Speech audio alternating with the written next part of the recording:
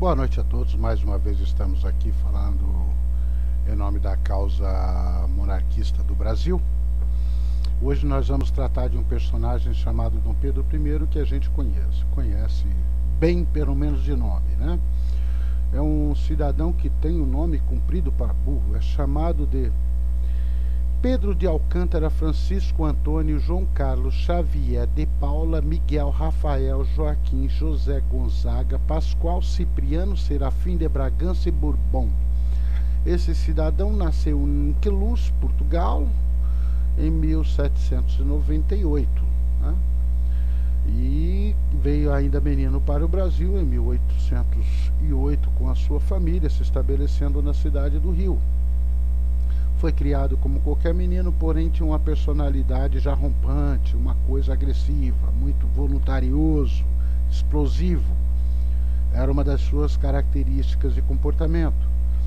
E teve uma vida como os outros, porém a sua rebeldia fazia com que ele se disfarçasse como cidadão comum, pessoa comum, e se metesse junto com os empregados da corte, dos serviçais da corte, a andar pelos bairros e pelas ruas dos bairros pobres. Ou seja, ele era um imperador ou um monarca, um sangue azul, que tinha um approach, uma ligação, uma relação muito próxima com o cidadão comum durante sua juventude, até que sua família é compelida, seu pai é compelido a voltar a Portugal, Dom João VI, para resolver umas questões políticas em função de uma rebeldia por causa dos modernistas, né, em Portugal. O pai volta a Portugal e ele fica no Brasil como sendo o príncipe regente de Portugal no Brasil. Aí, aqui ele fica, se desenvolve e vai tomando maturidade. E esse menino vai crescendo, vai aprendendo as coisas do Brasil, as coisas políticas, tendo muitas aflições, porque uma parte do Brasil não aceitava as ebulições momentâneas sociais e políticas. Afinal de contas, o Brasil já era um país com grandes ebulições, né? E o Dom João não queria perder essa colônia brasileira, porque era a menina dos olhos de ouro do Império Português, né? Então, desde muito antes, voltando um pouquinho a história de Dom João lá no começo, quando eu falei que Dom João que o Brasil não era colônia, era assim terras administradas além mares pela coroa portuguesa, a mãe de Dom João, a Dona Maria, já tinha intenção de estabelecer aqui nas terras brasileiras o Império Português. Até que, em função depois da confusão que o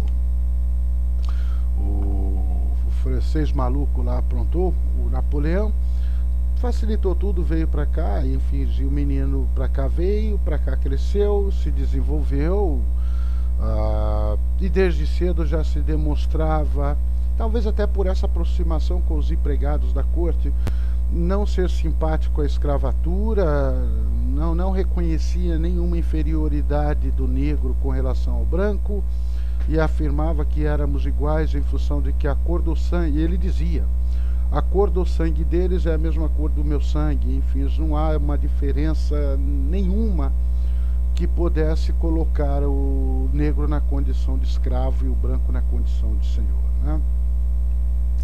Então, isso vai ficar provado depois quando ele destitui, inclusive, a nossa Assembleia Constituinte. Possivelmente tinha algum quesinho de escravo no meio, mas vamos tocar em frente. Ele não acredita, é um sujeito que tem sua personalidade, para alguns tido como forte, alguns tinham ele como boçal, alguns tinham ele como muito habilidoso, mas era um homem comum, que vivia comum, até chegar a uma certa idade em que ele teve que casar, né, já aí com uns 19 anos, termina casando com a dona Leopoldina, da família Habsburg, que era o maior império da Europa, que era o Império Austro-Húngaro. Ela era filha do Francisco I, o imperador, né, e da segunda esposa do Francisco I. E esse casamento se deu na igreja Santa Efigênia, na rua da Alfândega. no Rio de Janeiro. Houve grandes comemorações, afinal de contas o príncipe casara-se, né? Desse casamento, dentre outros filhos, ele teve a Dona Maria da Glória, que no futuro se tornará rainha de Portugal, e teve o Dom Pedro II, que no futuro também se tornará o imperador do Brasil.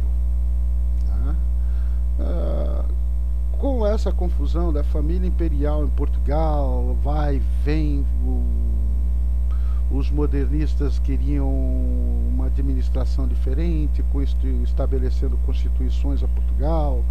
Uma parte queria Constituição, outra parte não queria. Conclusão, a família ficou lá para se estabelecer. E com isso, nossa terras Brasília ficou um tanto quanto que abandonada, meio que abandonada, considerando português, abandonada, porém um risco para a coroa portuguesa, né? O risco da independência. E Portugal começou a apertar a administração local, a apertar o príncipe herdeiro, né? o jovem Dom Pedro I. E apertando, até que em um certo momento a coroa portuguesa, já com seu pai lá, seu pai já assumindo o Império Português, porém a Casa Legislativa de Portugal estabelece que Dom Pedro I teria que retornar a Portugal. E isso era uma maneira de proteger o patrimônio Brasil e ter esse jovem, esse regente, sob o controle dos olhos da cúpula, da corte. Mas o rapaz se embruteceu, clássico do seu ímpeto de coragem ou de arrojo. Ele simplesmente estabeleceu que não iria voltar a Portugal. Não voltaria e ponto. E foi o famoso e conhecido como o dia do fico. O dia do fico não é o dia da independência. O dia do fico é o dia que ele resolve romper uma ordem portuguesa definitivamente, estabelecendo que não volta, que fica no Brasil. Porém, até aí ele só rompeu esse mando, essa ordem portuguesa. Não se esqueça que Portugal tinha no Brasil as forças armadas, uma cavalaria forte, soldados fortes, portugueses que aqui ficavam para cuidar da nossa fronteira, né? Toda a nossa costa litorânea tinham os núcleos onde congregavam esses militares. Da Revolução fica lá em Portugal, se resolve até que seu pai morre, né? E com a morte do seu pai, ele tem que romper a lei brasileira para retornar a Portugal, porque ele era o príncipe herdeiro na linha de sucessão direta do Dom João VI, e uma vez que seu irmão Miguel estava afastado dessa ordem sucessória. Ele volta a Portugal, quebrando inclusive a legislação brasileira, como eu disse, mas não para assumir, que o certo seria ele voltar para assumir a coroa portuguesa, ser imperador português, como ele fora por alguns dias, tido por alguns dias lá, foi como Dom Pedro IV, se não me falha a memória. Mas ele foi com a finalidade de abdicar do direito de ascender ao trono e indicar a sua filha como uma sucessora para ascender ao trono. Para isso teria que haver um conchavo intrafamília deles mesmos, na qual a filha do Dom Pedro I casaria-se com o seu irmão, que não assumiria o trono e ela sim assumiria. Conclusão, isso terminou sendo elaborado e funcionou. A filha dele terminou sendo a rainha de Portugal. Não é verdade? E o seu irmão, depois, com a evolução da história, vai tomar o trono de volta. E fica-se no Brasil o Dom Pedro. E esse Dom Pedro, até que no dia 9 de janeiro de 1822, a sua esposa, em 9 de janeiro de 1822, que é definido o dia do fico, que não é da independência, né? Rompendo com as tradições de obediência a Lisboa. E no dia 2 de 1822,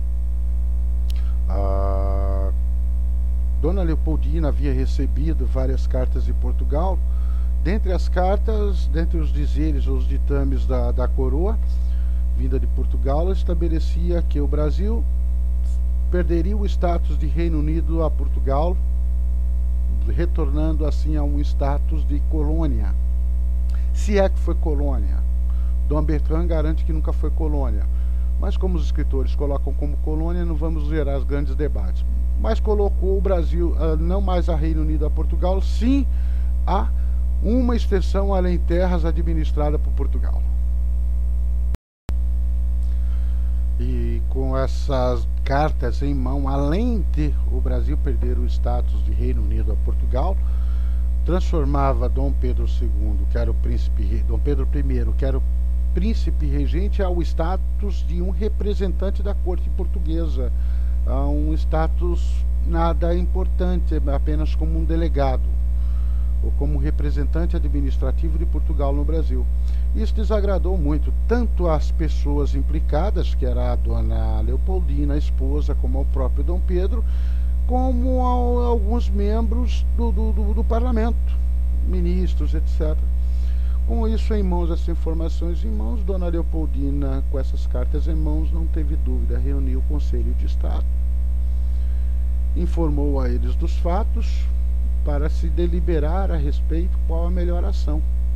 Enquanto os debates ali continuam, a dona Leopoldina simplesmente decide. Ela escreve um documento, esse documento que é o Decreto de Independência do Brasil de Portugal,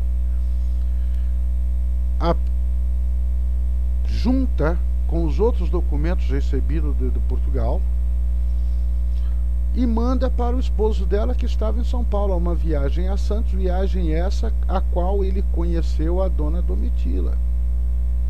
Essa viagem foi muito importante, que ele teve dois fenômenos importantes: conhecimento da dona Domitila, que se torna um ser importante, pelo menos no aspecto afetivo, para ele, e compelido com os documentos na mão, com as evidências claras das intenções de Portugal, ou com as ordens de Portugal. Não eram intenções, eram ordens emanadas da corte portuguesa, e com o decreto da independência em mãos, elaborado por sua senhora, a dona Leopoldina, ele não teve dúvida.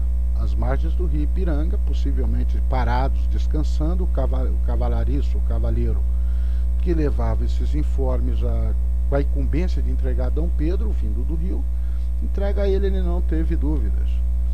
Declarou naquele momento a independência do Brasil. Os cenários, se foi assim, se foi assado, o que ocorreu em detalhes, não nos importa, né? Fato é que ele definitivamente, naquele momento, corrobora com o decreto da esposa dele, definindo sim o Brasil independente de Portugal. E aí o Brasil já se torna um império independente. Não foi automático tudo isso que aconteceu. Houveram vários outros processos e acordos para que isso fosse consagrado e reconhecido internacionalmente. No dia 12 de outubro, com o retorno do imperador ao Rio de Janeiro, né, ele retorna, e no dia 3 de dezembro de 1822 ele foi sagrado e coroado, ou seja, recebeu a coroa. Localmente ele está consagrado como imperador do Brasil. O Brasil nesse momento já tinha várias confusões. As representações militares de Portugal na costa brasileira se rebelaram, que hoje são estados, né? Piauí, Pernambuco, notadamente na costa, mas no Amazonas, no Pará, enfim, essas administrações locais, principalmente os militares, Bahia, Pernambuco, se rebelaram, não acatavam essa ideia do Brasil ter a independência. E muitas dessas rebeliões, desses revoltosos, foram limitados a fio da espada. Houveram conflitos e a espada teve que resolver a coisa, então houve derramamento de sangue. O Portugal e o Reino Unido ou Inglaterra reconhecem a independência do Brasil somente em 1825. Ou seja, melhorou as coisas, ou seja, tem uma independência, mas não está isolado. Há uma relação que pode se desenvolver para diplomática e comercial, o que interessa para qualquer país. Ele só ser um país, se ele não tem esse reconhecimento internacional, ele está perdido, ele está só. Não é verdade? Então, lógico que com a independência, muita gente esperava que haver grandes revoluções, etc. Não é verdade. Houve uma independência de Portugal, mas os costumes, os vícios, as manias, o sistema político continuou o mesmo. Quem era rico, quem era pobre, até porque, em tese, o rico sempre comandou o país, eles tinham o poder político. E Dom Pedro, para tentar sanar essa divergência, essa confusão, estabeleceu que o Brasil deveria ter uma Constituição e convocou uma Assembleia Constituinte para escrever essa Constituição. E a coisa foi andando com essa Constituição. Essa Constituição não agradava a Dom Pedro. E eu acredito que um dos itens que não agradava é que eles queriam manter a escravatura como um costume e que não corresse risco de ser rompido. No frigir dos ovos, ele se aborreceu, que era típico do comportamento dele, e interrompeu a Assembleia Constituinte, destituiu seus membros e ele passa a escrever essa Constituição. Ele cismou, teve lá o seu momento, o seu rompante, e resolveu escreveu uma Constituição que foi publicada foi outorgada em 1824. Para alguns legalistas é a Constituição mais perfeita, mais concisa, simples, curta. Ela tinha 170 e alguns artigos. Eu sei que ela terminou com 179 artigos, mas foi acrescentada alguma coisa. Inauguralmente acho que era 176, se não 176, a próxima a isso. Então era uma Constituição curta, clara, objetiva, como tem que ser uma Constituição. Funcional, aplicável, serena, não teve problema nenhum. Estabeleceu a Constituição. Para não ficar tão mal que parte desses constitucionalistas queriam restringir o poder do imperador, isso também foi o que motivou a ele a suspender a Constituinte e destituir os constituintes, que eles queriam limitar ou talvez extinguir o poder do imperador. E Dom Pedro não aceitava. E a questão que entravava era que os constitucionalistas queriam, que fazia parte da Constituinte, queria que tirar o poder do imperador de banir, ou de fechar, ou de demitir, como queira falar, os parlamentares, que era o poder de destituir a Câmara, destituir um membro das câmaras, ou do parlamento. E isso eles já queriam derrubar. Como Dom Pedro não abria mão disso, foi lá e falou: tá todo mundo demitido, não quero saber dessa coisa mais, da sua Constituinte, eu vou fazer a minha.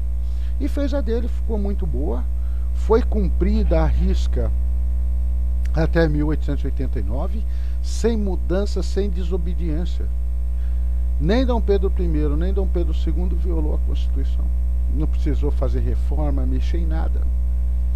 E com isso o Brasil teve essa Constituição eficaz, tranquila, funcional, operacional, agradando a todos. Só que ao mesmo tempo ele também tinha uma infinidade de dificuldades com a Declaração da Independência, a República. Ele ganhou uma grande antipatia àquelas pessoas próximas ao poder, próximas ao império, que foi restringiu muitas regalias, notadamente aos militares. E essa restrição de regalia causou muito mal-estar. E a partir também das revoluções sociais, do país estar efetivamente na mão dos grandes donos de terra, ainda explorar a escravatura, e ele secando a escravatura, enfim, começou a aparecer rebeliões internas. principalmente a favor de Portugal contra o Império Brasileiro. E políticas, dificuldades de relacionamento com os políticos, com as elites, com a massa. Conclusão, ele terminou se desgastando muito. Se desgastou ao extremo, ao ponto de ele se ver compelido a ter que abdicar do trono no Brasil. E era um momento que também deu certo, que ele precisava voltar para Portugal para fazer o acerto lá na coroa portuguesa com a morte do seu pai, que ele teria que abdicar o trono. Conclusão, ele sai do Brasil, ele abdica no Brasil em nome do seu filho Dom Pedro II, né, o Dom Pedro de Alcântara. E se afasta do governo, vai para Portugal e lá fica. Enquanto isso, o seu filho fica aqui, o príncipe regente. Então, quer dizer, o que nós vamos falar desse cidadão? Não há nada de espetacular.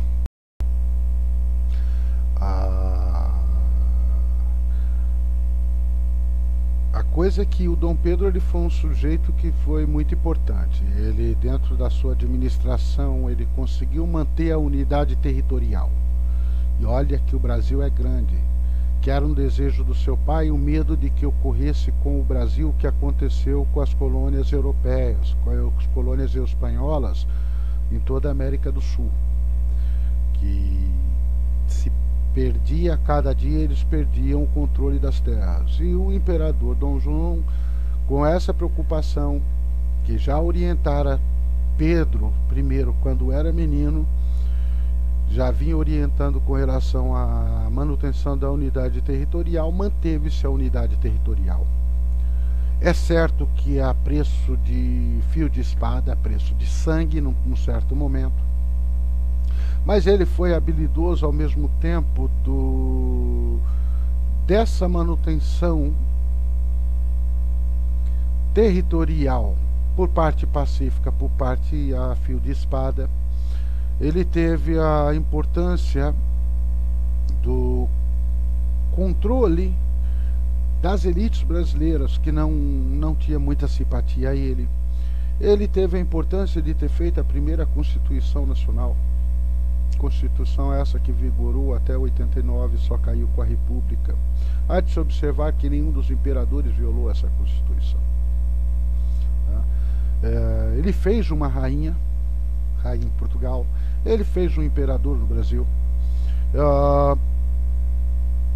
Como homem, como indivíduo, ele tinha lá suas rompâncias. Dizem que era um homem de muita vitalidade física e dizem que era um amante fervoroso, né? Ao ponto de alguns historiadores colocam que os ricos na época, a elite, escondia as filhas dos olhares do Dom Pedro com medo delas se perderem apaixonadas pelo príncipe, o já imperador. Tinha, segundo alguns, um temperamento muito altivo, um comportamento até se assemelhando a um boçal em função do ímpeto, do arrojo e da decisão do momento.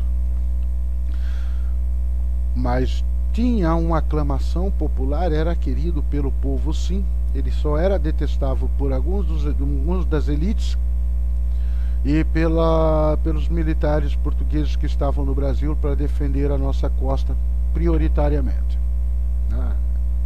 Mas havia, dentro do continente, no Brasil continental, também